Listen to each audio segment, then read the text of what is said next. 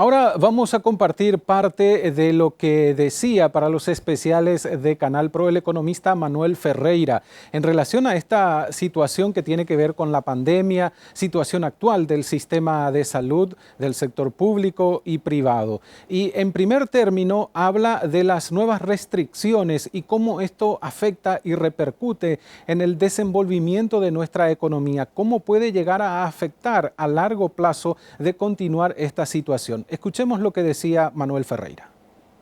El impacto de estas restricciones sobre todo se da en un sector muy puntual que es el sector de servicios en general. Ha sido ya uno de los sectores más impactados durante todo el año 2020 por efecto de la pandemia. El sector de servicios vinculado fundamentalmente a todo lo que sea concentración de gente. Estamos hablando de restaurantes, la cadena hotelera, eventos, etcétera. Estos han sido muy impactados ya durante este año y tienen una particularidad que gran parte del empleo femenino también se da en este sector. Nosotros consideramos que más o menos estaríamos hablando de alrededor de unas 250.000 personas afectadas por estas restricciones de circulación a partir de las 8 de la noche, que es lo que había salido. Puede ser que esto también se extienda a otros sectores, sobre todo aquellos sectores de servicio vinculados al sector educativo. Y pongo un ejemplo, una cantina de un colegio o el caso del transporte escolar, por ejemplo, van a ser impactados también durante este proceso. Gente que ya viene con serios problemas y con problemas ya de trabajo desde hace mucho tiempo.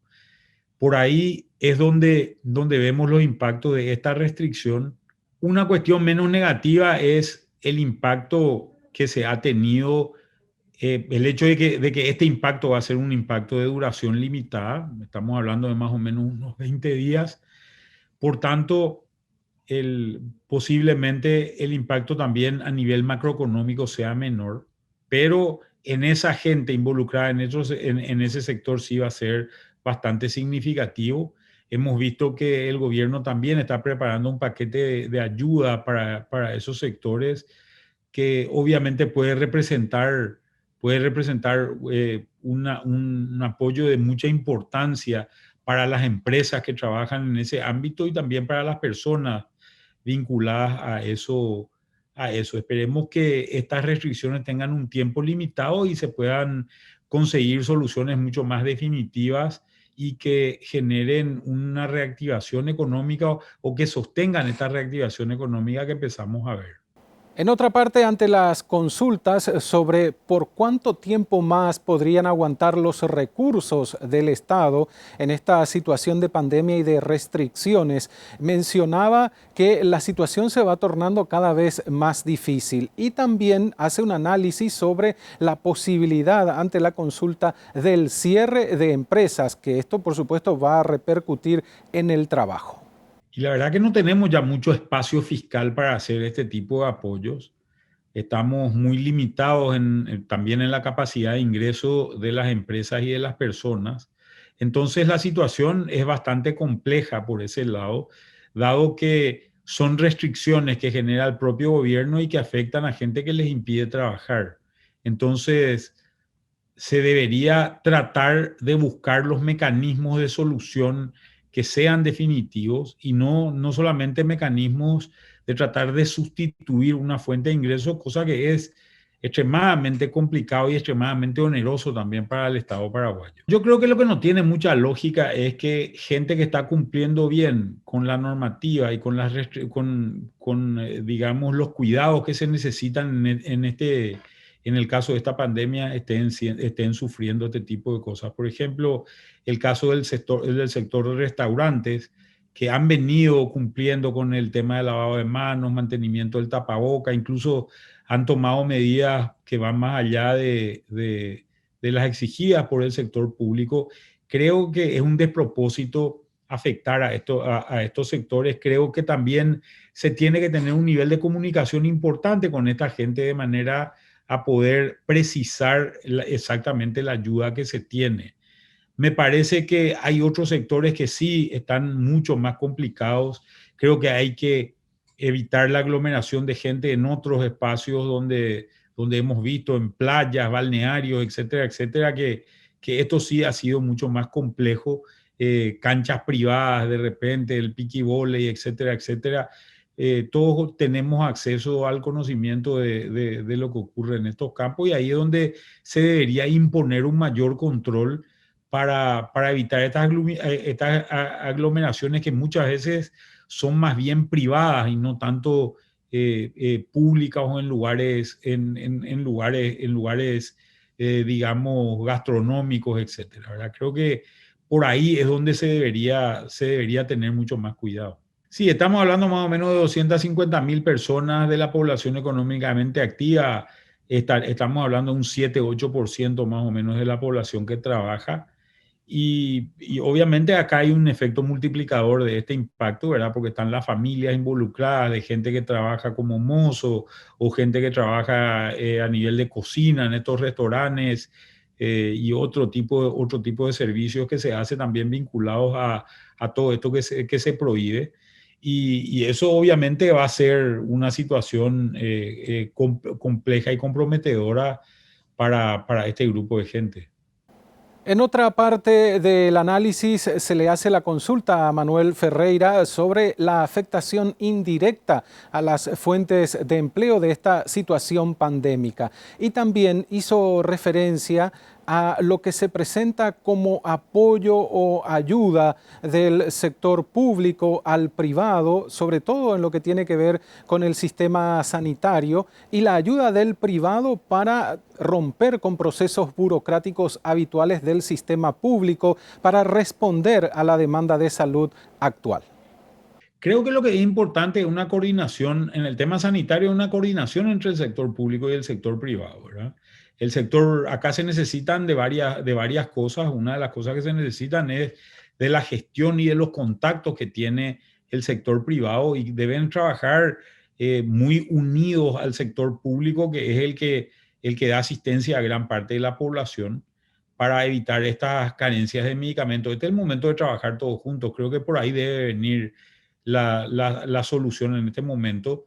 Y puede ser que ese tipo de cosas mejoren, pero si no tenemos terapistas, hay que pensar seriamente en qué hacer con la parte de personal, dado que en Paraguay ya no existe personal, va a haber que tener la posibilidad de traer gente de otras partes del mundo que seguramente están con una emergencia o sin emergencia sanitaria en este momento. Creo que hay que ver el tema de medicamentos y también hay que ver el tema de infraestructura hospitalaria y ver cómo ir resolviendo eso. Y sí, en caso de una gran emergencia, sí. Creo que va a haber espacio, nos va a costar, pero vamos a tener que hacerlo, ¿verdad? El tema es que hagamos eso generando una solución definitiva a los problemas, y la solución definitiva hoy básicamente es conseguir la vacuna. Yo creo que ese tipo de herramientas va a tener que utilizarse fundamentalmente hoy para conseguir la vacuna y creo que el resto de los temas ya están financiados dentro de la ley de emergencia, ya hay recursos dentro de la ley de emergencia que son los que se tienen que ir usando. Ante la consulta sobre el margen que podría tener el gobierno para seguir aguantando estos embates de la pandemia en materia económica, le consultamos si había mayor margen para ampliar la deuda del Estado. Respondía a esa consulta y también, por otro lado, se le consultó sobre cómo se está trabajando en todo este proceso de cubrir la emergencia sanitaria actual y en relación a cómo puede el sector del gobierno asistir o seguir asistiendo al sector privado para evitar una debacle. Bueno, yo creo que el sector agropecuario ha contribuido este año. Hay un incremento de la faena por el lado ganadero, por otro lado también hay un incremento de la gestión y de los servicios a nivel del sector agrícola, sobre todo en vista de los buenos precios y de una buena campaña que hubo. Pero obviamente eso no es suficiente, no hay un solo sector que va a salvar. El sector de la construcción ha venido teniendo una dinámica muy interesante también, pero la gran caída se ha producido acá en el sector comercial y en el servicio, que son los que necesitamos que se recuperen, y para eso son lugares de aglomeración de gente y son los lugares donde las cosas tienen que empezar a normalizarse para poder sostener el crecimiento. La acción urgente por el lado del gobierno es vacunar, no hay otra. Esa es la mejor política económica y la mejor política sanitaria que podemos tener. Para eso hay que conseguir la vacuna y tener una metodología de vacunación, que es la otra preocupación que deberíamos tener. Y creo que la ciudadanía debería ser consciente de que este es un momento donde hay que tratar de contribuir evitando los contagios en la mayor medida posible. Y eso significa tener cuarentenas voluntarias, tratar de salir lo menos posible y tratar de no juntarse, digamos, con los amigos, tanto esperando que las cosas vayan mejorando, porque o si no, el colapso que se da a nivel sanitario es imparable. Parte de la entrevista que compartíamos con Manuel Ferreira, economista, aquí en los especiales de ProNoticias. Para los especialistas del área, nuestros hospitales públicos están a punto de colapsar por los casos de coronavirus. ¿Cambió algo desde el inicio de la pandemia en toda la estructura sanitaria del país? ¿Con cuántas camas contamos realmente? ¿Cuántos hospitales tenemos? ¿Cuántas unidades de terapia equipadas existen? Nivel de inversión en salud pública. Necesidades para sostener un sistema fuerte que proteja a la población. Especiales de ProNoticias.